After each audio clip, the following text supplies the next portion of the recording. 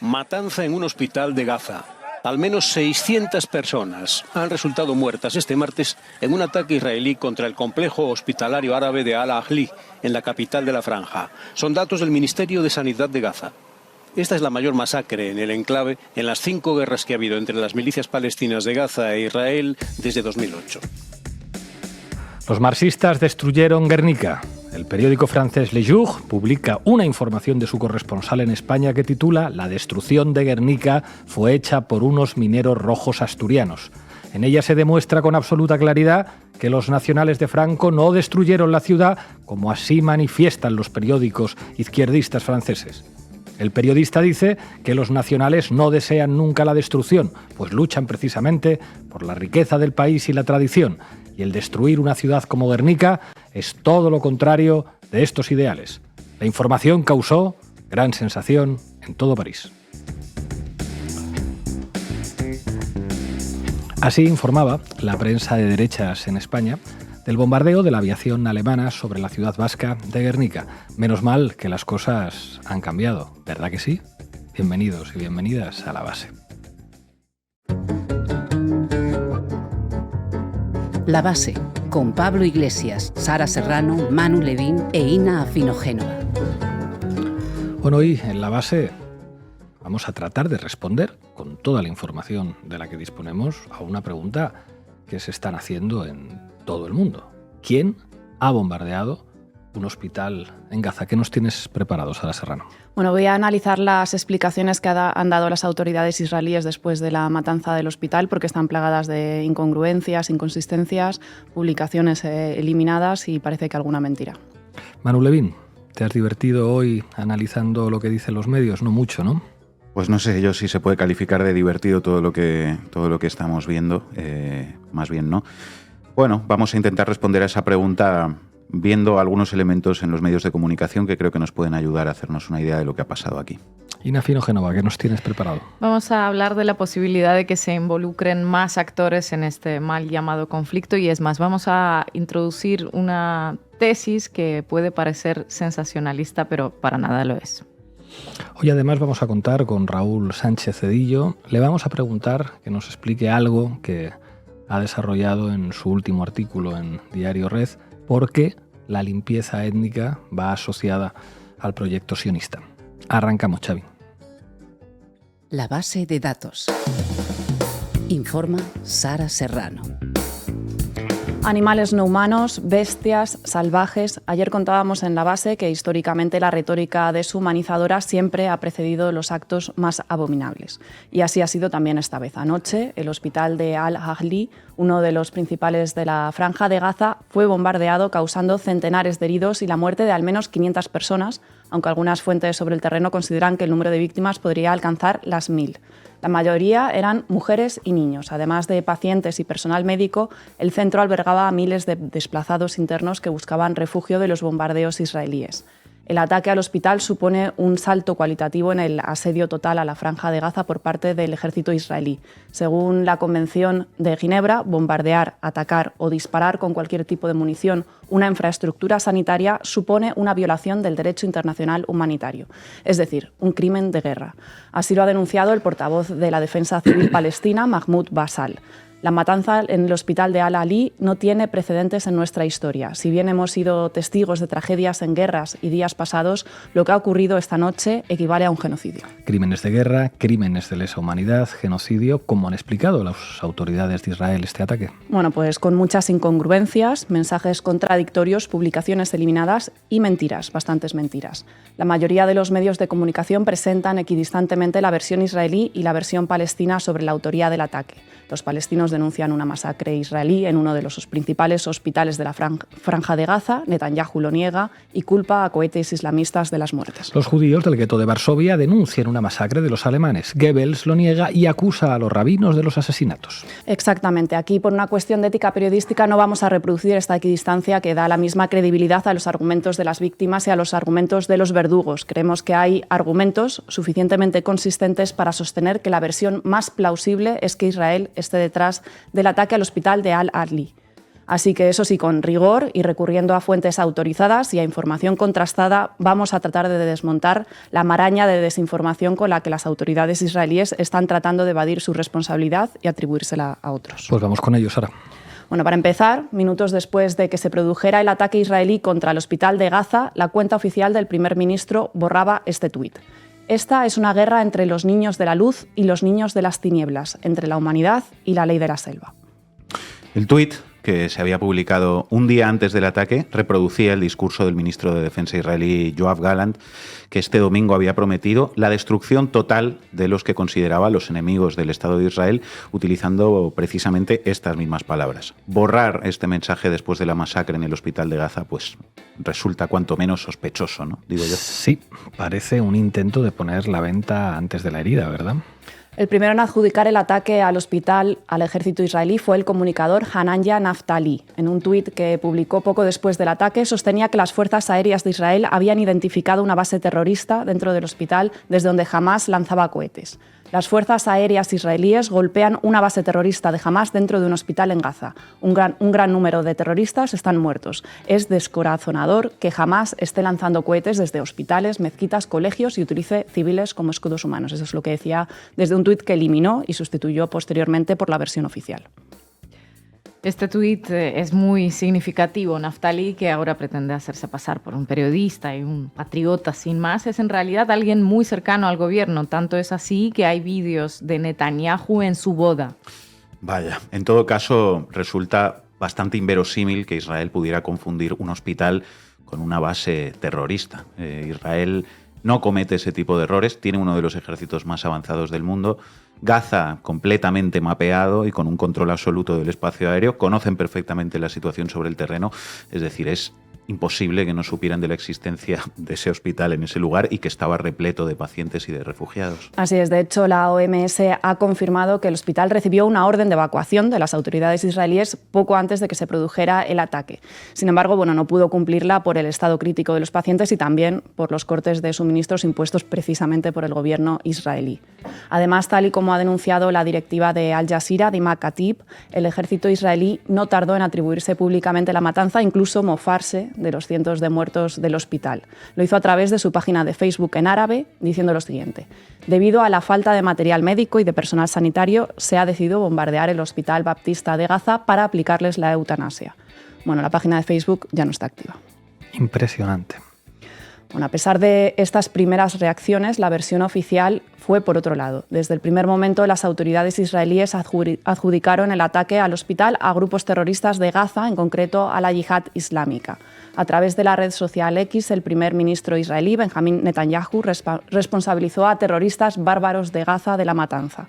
Un análisis de las fuerzas de defensa de Israel indican que una ráfaga de cohetes fue lanzada por terroristas de Gaza pasando cerca del hospital de Al-Ahil en el momento del ataque. Múltiples fuentes de inteligencia que tenemos en nuestras manos indican que la Yihad Islámica es la responsable del cohete que alcanzó el hospital. Este es un tuit publicado por Benjamin Netanyahu pocas horas después de que el hospital fuera bombardeado. Un análisis de las fuerzas de defensa de Israel, múltiples fuentes de inteligencia que tenemos en nuestras manos. Bueno, mucha seguridad no dan las pruebas que aporta el primer ministro israelí, la verdad. Poco después de este tuit, el portavoz del ejército israelí, Daniel Hagari, salía en rueda de prensa a confirmar la versión oficial. La Yihad Islámica es la responsable del misil que alcanzó el hospital de Gaza. Vamos a escucharle en inglés y ahora lo comentamos. I want to give you an announcement of the event that occurred in the hospital in Gaza.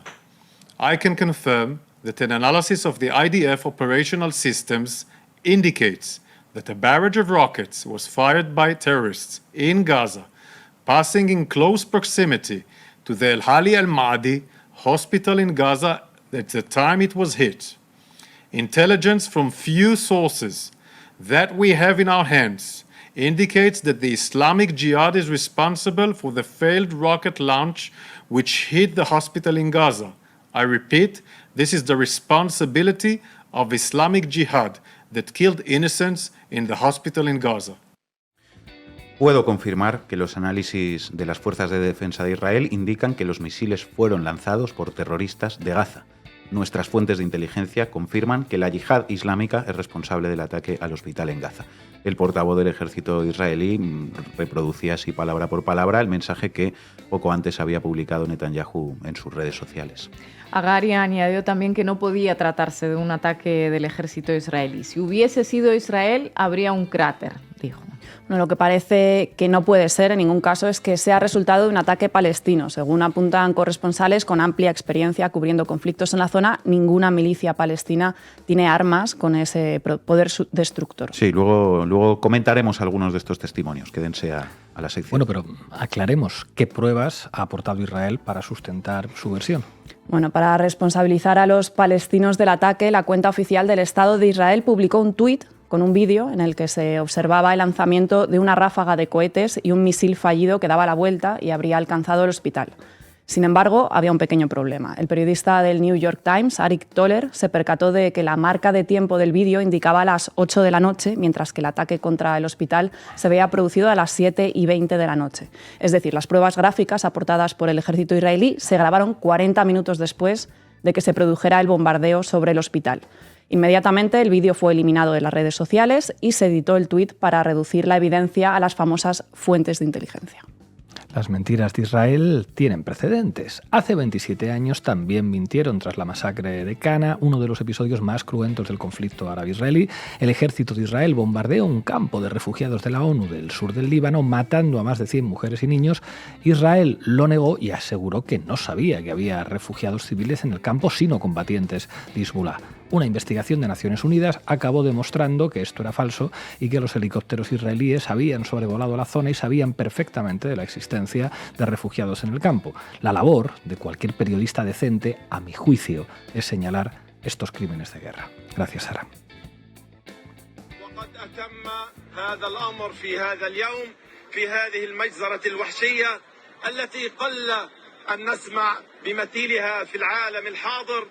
وإنما نسمع عنها في تلك العصور البائدة التي تحكي قصص الوحشية. Manu Levin. Dale, Xavi. Titulares al banquillo. El análisis mediático de Manu Levin. Bueno, veamos cómo se han comportado los grandes medios de comunicación desde ayer por la tarde-noche hasta hoy con respecto a este asunto, al bombardeo criminal contra este hospital de Gaza.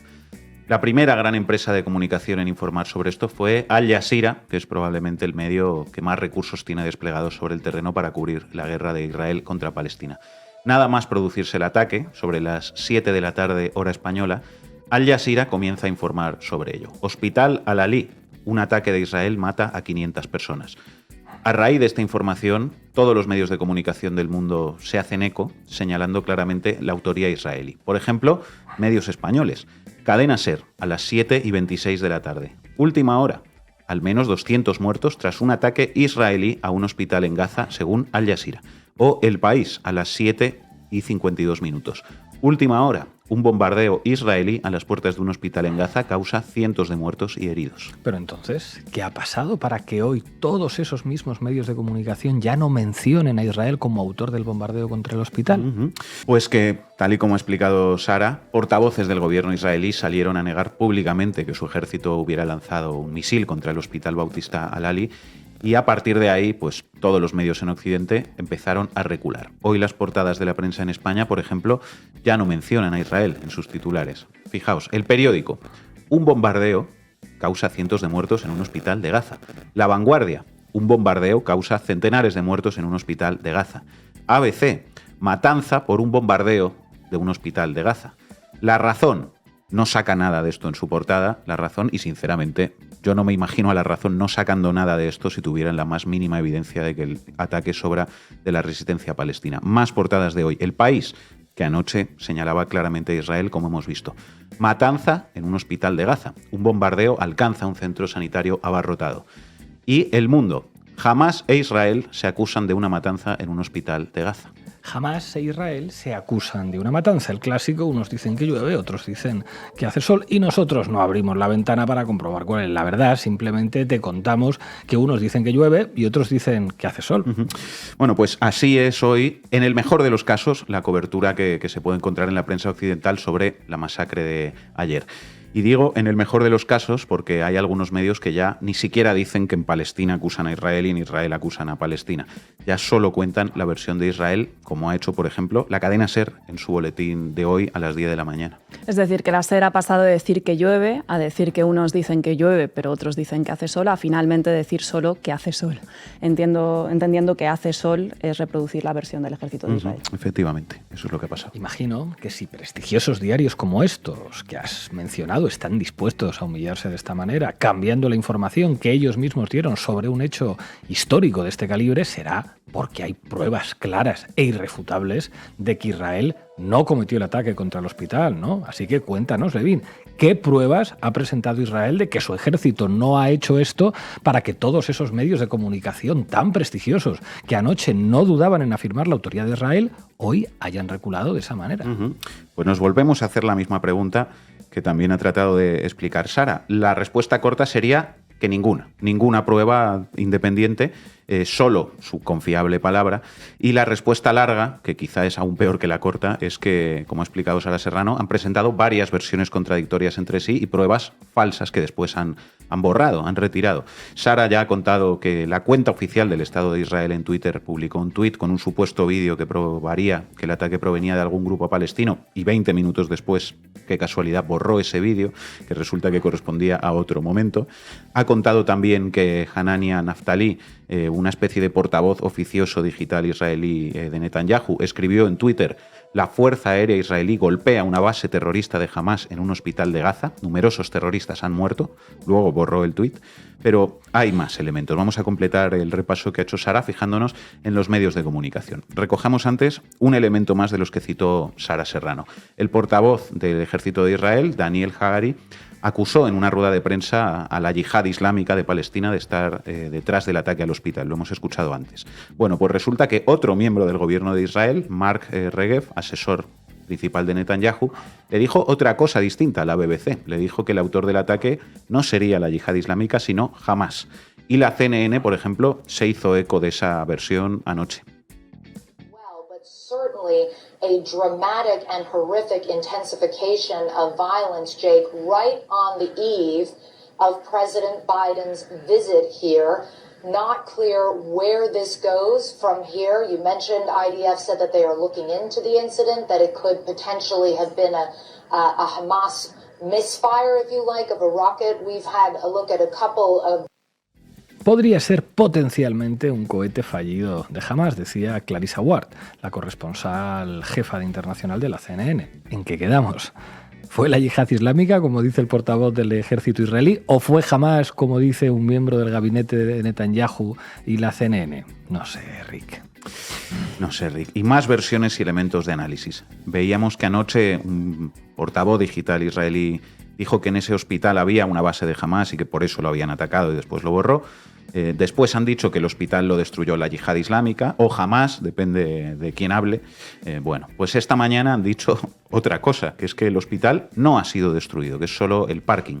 Agencia F, hoy a las 9:34 de la mañana, hora española. Última hora. Israel niega que el hospital Al-Ali de Gaza esté destruido o afectado, salvo el parking. Lo hemos destruido porque dentro había terroristas de Hamás. Bueno, no, en realidad ha sido Hamás. No, ha sido la yihad islámica. No. A ver, en realidad no está destruido. Hasta nosotros éramos más creíbles en el bachillerato cuando decíamos al profe que el perro se había comido los apuntes. Y espera, porque también han dicho que la explosión fue así de grande porque en el hospital se almacenaban explosivos o combustible, por añadir una versión más, ¿no? Lo ha resumido muy bien el periodista Ibai Arvide en un tuit. Israel ha dicho que el hospital debía haber sido evacuado, que fue la yihad, que bien hecho, que solo se dañó el parking, que fue por almacenar explosivos. Again, el objetivo de los bulos, dice Ibai Arvide, no es que creas su versión, sino que haya tantas versiones que la verdad quede diluida. Pero sigamos con más indicios de lo que ha pasado aquí. ¿Sabéis cuál fue el primer medio de comunicación en difundir la versión de que el hospital fue destruido por un cohete de Hamás? Y 24 News. Noticia de anoche a las 9:18 hora española. Última hora. La investigación inicial del ejército israelí muestra que la explosión en el hospital de Gaza fue causada por un cohete fallido de Hamás. Un momento. I24 News no fue el mismo medio israelí creado en 2013 para contrarrestar la influencia de Al Jazeera, que hace tan solo unos días lanzó el bulo de los 40 bebés decapitados por Hamás. Exactamente el mismo medio. Saquen ustedes sus propias conclusiones y sáquenlas de esto también. Lo adelantaba antes Sara. Fran Sevilla, periodista de Radio Nacional de España con muchos años de experiencia cubriendo este conflicto, dice lo siguiente: ni Hamás ni Yihad Islámica disponen de misiles, tienen cohetes, que es algo distinto, y esos cohetes pueden causar destrucción y muertes, sin ninguna duda, pero no con la capacidad destructiva de un misil. He visto en muchas guerras la diferencia entre una cosa y otra. Y otro periodista, Óscar Mijallo, de Televisión Española. ¿Qué proyectil puede causar más de 600 muertos? ¿Quién dispone de él? Tras 20 años cubriendo este conflicto, no conozco ninguna milicia palestina que disponga de alguno con esa capacidad de destrucción. Si alguien lo conoce, me gustaría saberlo. Efectivamente, es muy difícil pensar que un cohete como los que suelen disparar las milicias palestinas tenga la capacidad de destruir un hospital y matar a más de 500 personas. Y en cualquier caso, sería la primera vez que en la historia que un grupo de la resistencia palestina lanza un misil. Y la primera vez también en el conflicto que estalló hace 10 días. Porque en estos días no hemos visto a Hamás ni a la Yihad lanzar este tipo de arma contra Israel. Porque ahora, ¿no? Que nunca han contado con ese tipo de armas, nunca en la historia las han usado, nunca en los últimos 10 días las han usado contra Israel y ahora sí han usado una contra un hospital de Gaza contra su propia población. No sé, Rick. Pues estas mismas dudas, o estas mismas certezas, mejor dicho, las expresaron ayer en directo periodistas nada menos que de la BBC y la MSNBC. Escuchamos el corte de la BBC. El ejército israelí ha sido contactado para que hagan algún comentario y han dicho que están investigando. Pero, ya sabes, es difícil ver qué otra cosa podría ser. Realmente, dado el tamaño de la explosión, no puede ser otra cosa que un ataque aéreo israelí o varios ataques aéreos. Porque cuando hemos visto cohetes disparados desde Gaza, nunca hemos visto explosiones de esa magnitud. Puede que veamos media docena, puede que algunas personas más muertas en esos ataques con cohetes, pero nunca hemos visto nada de la magnitud de la explosión que se ve en el vídeo que he visto antes, que, como usted ha dicho, aún está por verificar. He visto el vídeo de la magnitud de la explosión. Dado el tamaño de la explosión, no puede ser otra cosa que un ataque aéreo israelí. Esto lo dice nada más y nada menos que el corresponsal en Jerusalén de la BBC. Esperemos que no le despidan. En fin, dejen de tomarnos por idiotas. Bueno, ahora ampliemos un poco el foco, si os parece, más allá de este ataque en concreto, porque hay otros indicios que se pueden analizar para entender mejor todo esto y terminar de cerrar el círculo. Os leo algunas noticias. MSNBC, 21 de julio de 2014. Otro hospital de Gaza impactado por un ataque israelí. 4 muertos, 40 heridos. Haaretz, 23 de julio de 2014. Israel bombardea un hospital vacío en Gaza afirmando que es un centro de operaciones de Hamás. Defense for Children International, 23 de enero de 2021. Un ataque aéreo israelí daña un hospital infantil y una escuela en la Franja de Gaza. British Medical Journal, 20 de mayo de 2021. Ataques aéreos israelíes matan a médicos y dañan instalaciones médicas. Había unos cuantos precedentes. Y os leo un último tuit del periodista Javier Espinosa de hace ahora una semana. La Embajada de Israel llegó a presionar a El Mundo y otros medios para que se acusara a Hamás de la muerte de una familia palestina en una playa de Gaza. Yo estaba allí. Había sido un bombardeo israelí. En fin, que cada cual saque sus propias conclusiones. Gracias, Manu. أنا بحب البحر أنا انولدت في البحر نفسي أضل طول عمري في البحر أسبح وأعيش في البحر وأنسى كل المشاكل اللي حوالي وأعيش وأضل طول عمري في البحر. Ina Finógeno, adelante. Vamos. ¿Para qué me invitan? El análisis internacional de Ina Afinogeno. Día de la ira sin precedentes contra el enemigo y sus crímenes. La organización armada chiita libanesa Hezbollah declaró este miércoles 18 de octubre como jornada de luto y de protesta contra Israel, esa formación sionista criminal, tal y como lo denominaron en su comunicado, y contra la visita de Biden a Israel, que viene a cubrir esa formación sionista. Países como Irán, Irak y Líbano anunciaron por su parte un día de luto por los asesinatos en el ataque contra el hospital de Gaza. Y esta noche se han registrado masivas concentraciones anti-israelíes en Jordania y en Líbano, en Cisjordania también. Las fuerzas pacificadoras de la ONU anunciaron una urgente retirada de la zona sur del Líbano. Todo apunta a que la guerra se dirige a alcanzar inevitablemente otros frentes. Desde hace días ha habido intensos intercambios de artillería en la frontera entre el Líbano e Israel, entre Hezbollah y las fuerzas de defensa de Israel. Una de las principales incógnitas ahora mismo es si la organización libanesa va a entrar en ese conflicto. Sus portavoces advirtieron que lo harían en caso de una operación terrestre de Israel contra Gaza. Anteayer, el canciller iraní Hossein Amir Abdolghanian publicó en Twitter que el tiempo para las soluciones políticas y diplomáticas se está acabando y que la propagación de esta guerra se acerca a un punto en el que será inevitable. Unas declaraciones que deberían tomarse en serio, porque Irán lidera lo que se conoce como el Eje de la Resistencia, que es una alianza informal compuesta por organizaciones armadas como Hezbollah, Hamas y la Yihad Islámica. Es decir, si el grupo Hezbollah decide finalmente abrir otro frente contra Israel, estaremos hablando de una especie de guerra proxy entre Irán e Israel.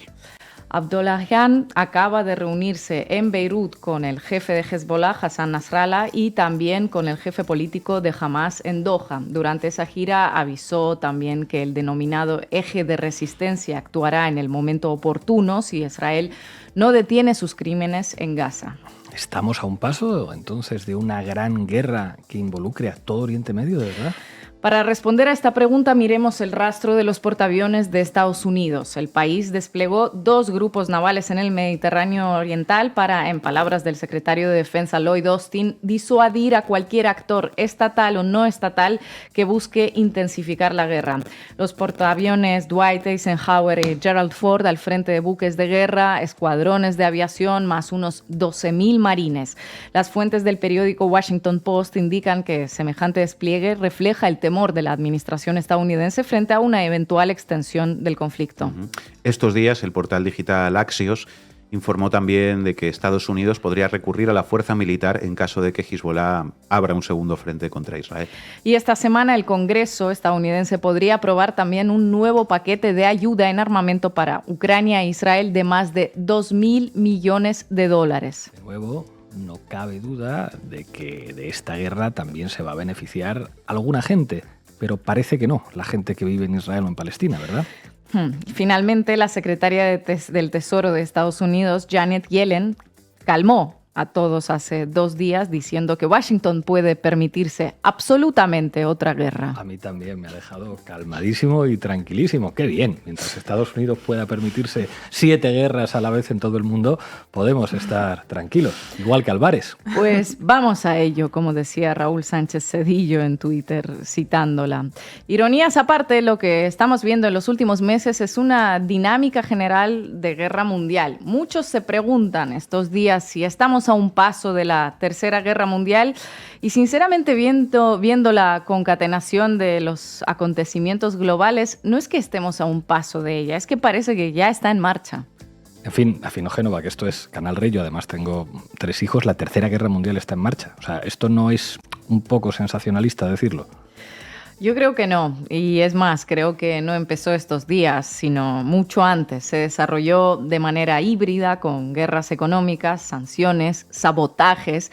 En algunos de sus episodios vemos cómo se asemeja a la Primera Guerra Mundial, por ejemplo, como en el territorio de Ucrania, donde estamos observando una guerra de trincheras pura y dura. En algunas partes estamos viendo episodios de limpiezas étnicas. Fíjense qué rápido se nos olvidó el Alto Karabaj y el éxodo de más de 100.000 armenios de sus casas luego de la operación militar de Azerbaiyán por recuperar sus tierras. Y de Sudán, ¿qué sabemos exactamente? Pues poco. De Etiopía, ¿qué sabemos? ¿Qué ha estado pasando entre julio y agosto en África, en Níger, por ejemplo, donde casi se planteó una intervención externa? El hecho de que todavía no nos afecte a nosotros directamente no quiere decir que no esté sucediendo. El conflicto entre Azerbaiyán y Armenia no está acabado. Les hemos hablado en anteriores programas del corredor de Sanke Sur, que pasa por el sur de Armenia y es crucial para unir el territorio de Azerbaiyán con su enclave. ¿Aprovechará Azerbaiyán las tensiones en Oriente Medio para resolver ese asunto por la vía militar de la misma manera que supo aprovechar la guerra entre Rusia y Ucrania para tomar Karabaj? La zona del Cáucaso, muy cercana a Irán, por cierto, forma parte de todo este conflicto global. Y hace tiempo que no se habla en los medios sobre el conflicto entre las dos Coreas, que técnicamente siguen en guerra porque nunca se firmó un tratado de paz y no solo hubo un armisticio, y además últimamente las tensiones han ido a más desde que en 2022 la ultraderecha llegó al gobierno de Corea del Sur. Efectivamente, hay episodios de tensión constantes en la región entre Japón, que adoptó una nueva estrategia de seguridad que duplica su gasto militar, los ejercicios conjuntos entre Corea del Sur y Estados Unidos en Asia-Pacífico y los ensayos nucleares de Corea del Norte. Hace poco, Kim Jong-un visitó Rusia dejando fotografías para el deleite de los trolls de Twitter, pero hace 10 días ya vimos los primeros informes sobre el supuesto inicio de suministros de artillería desde Corea del Norte, que tiene arsenales soviéticos abundantes, hacia Rusia. ¿A cambio de qué lo va a hacer exactamente?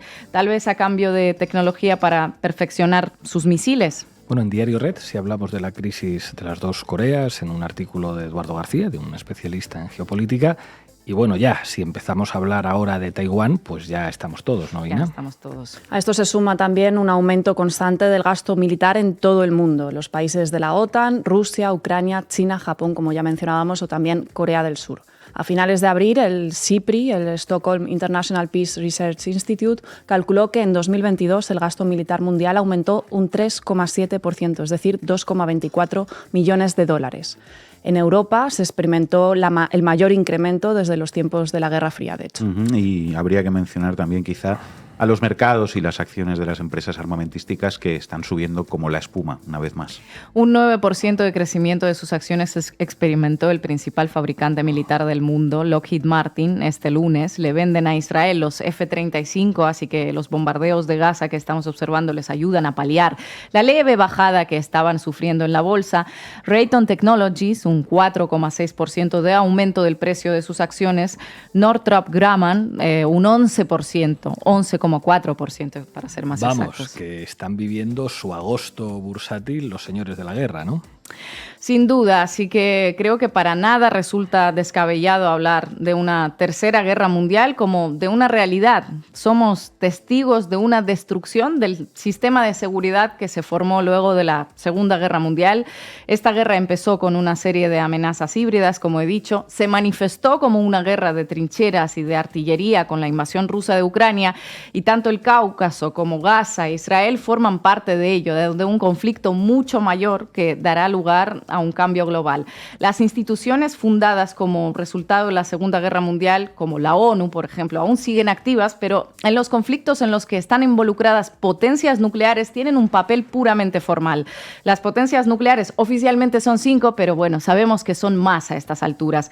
Estamos frente a una disputa global por los centros de poder, por quién va a definir las reglas del futuro, ese orden basado en reglas, porque el viejo orden parece estarse derrumbando. Las reglas no parecen funcionar ya para casi nadie. Bueno, hoy está en Israel Joe Biden. Parece que Israel no iniciará una invasión terrestre de Gaza mientras el presidente de Estados Unidos se encuentre allí. Vamos a ver lo que pasa después.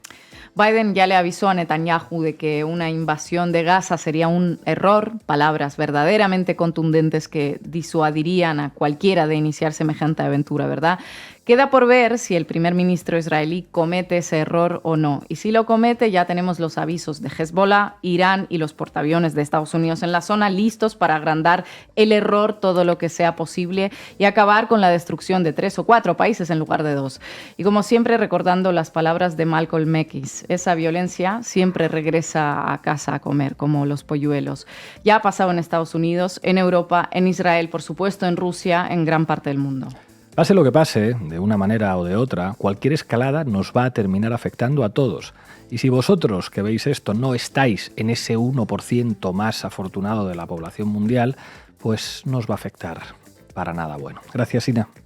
انقذوا غزة أرجوكم انقذوا غزة إنها تموت إنها تموت إنها تموت هنا الأطفال والشيوخ والكبار لا أستطيع أن أقدم لهم أنا أونروا لو أنا مديرة هذا اللواء لا أستطيع أن أقدم لهم أي شيء لا أكل ولا شرب ما فيش ولا شيء عمالنا بندور على حدا يطعميهم ويشربهم.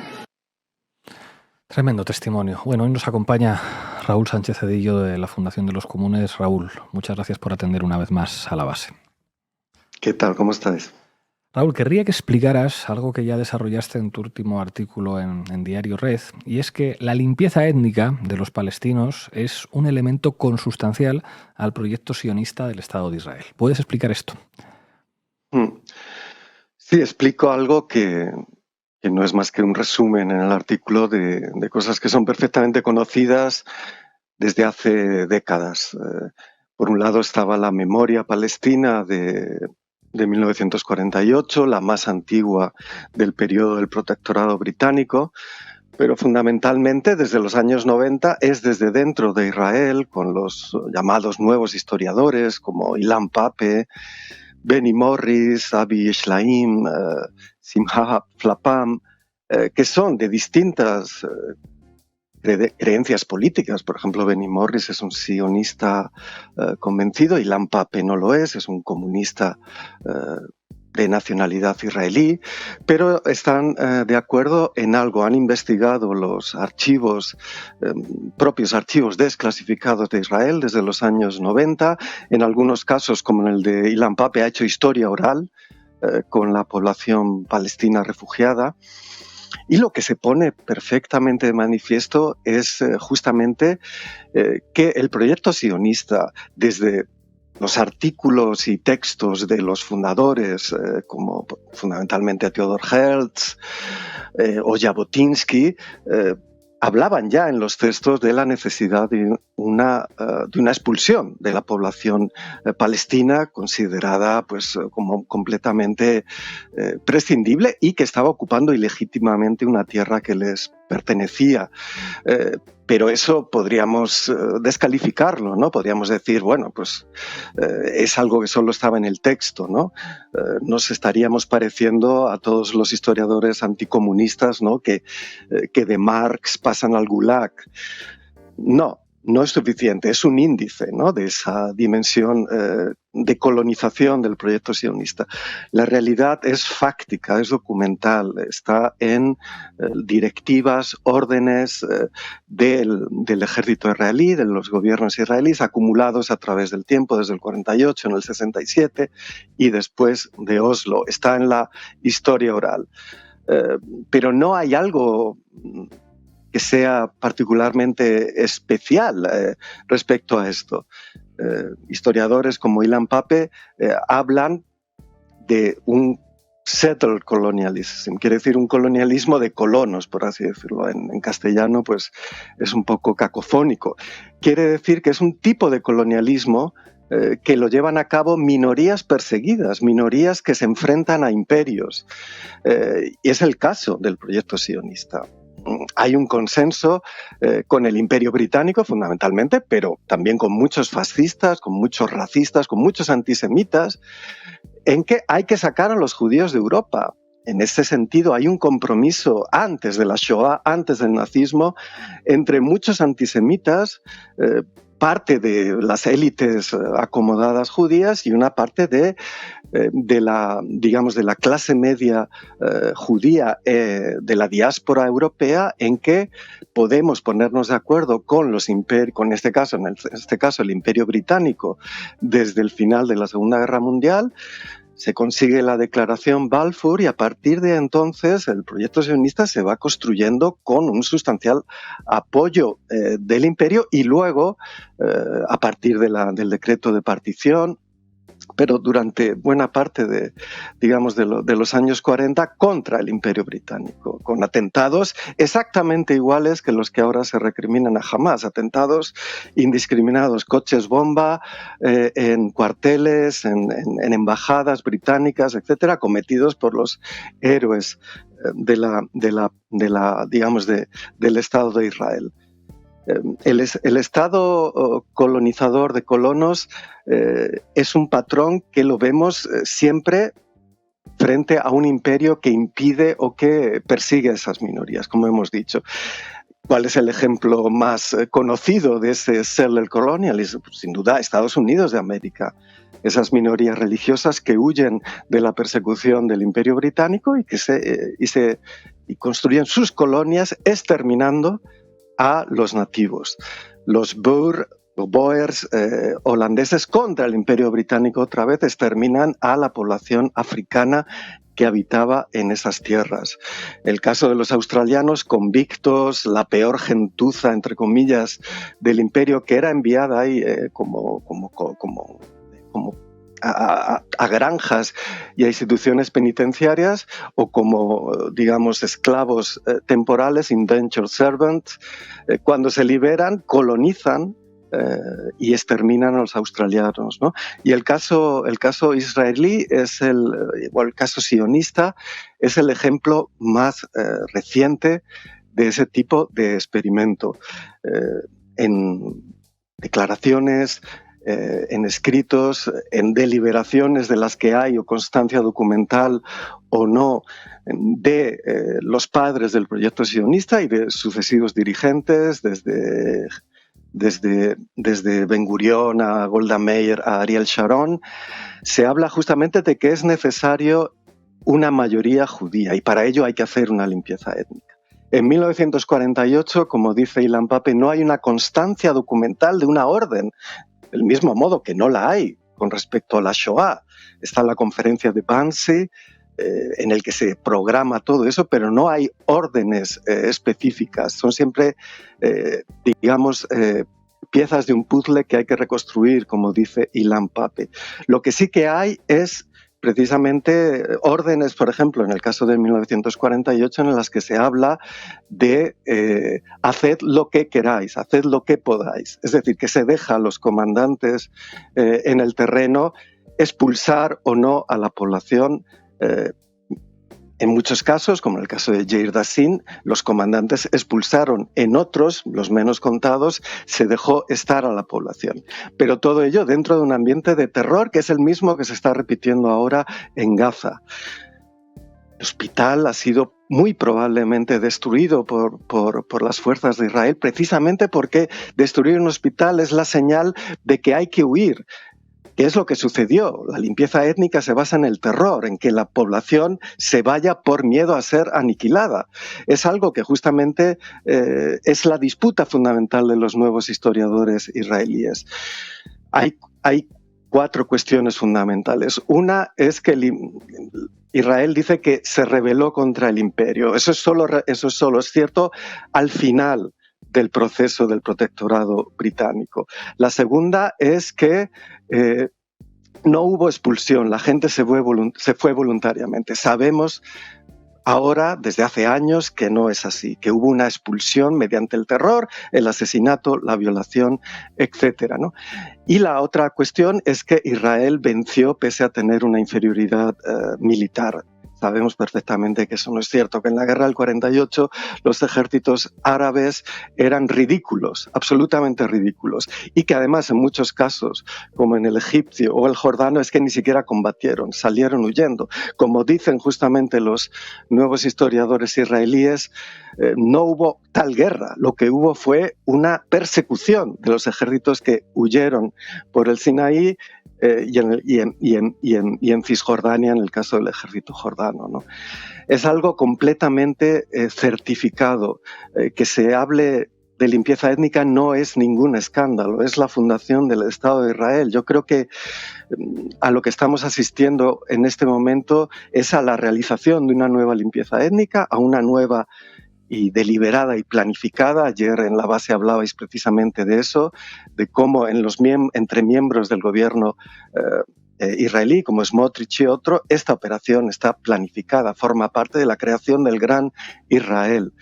Pero es que además yo creo que esta limpieza étnica se encuentra con una nueva conciencia en el mundo, pese a toda la falsificación, a toda la manipulación. Precisamente dentro de Israel y dentro de la diáspora judía está emergiendo un reverdecimiento de ese judaísmo socialista, comunista, antirracista, que se opone al sionismo, al chantaje del sionismo, por el cual si criticas hechos establecidos por la ciencia histórica, por la historia oral y por la mera contemplación de un proceso de 75 años, eres un antisemita. Eso es infame, no solo para judíos, sino para cualquier demócrata, para cualquier comunista, para cualquier antifascista.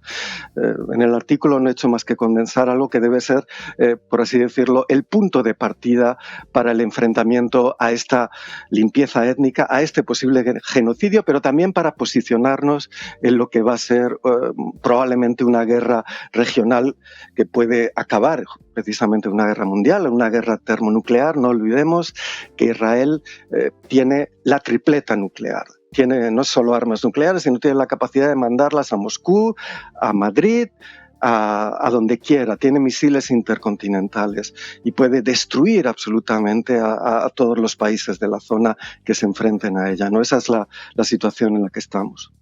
Raúl Sánchez Cedillo, de la Fundación de los Comunes, muchísimas gracias por atender a La Base. Gracias a vosotras. Llegamos al final, os dejamos con un tema de Mikrat, Free Palestine. Hasta mañana.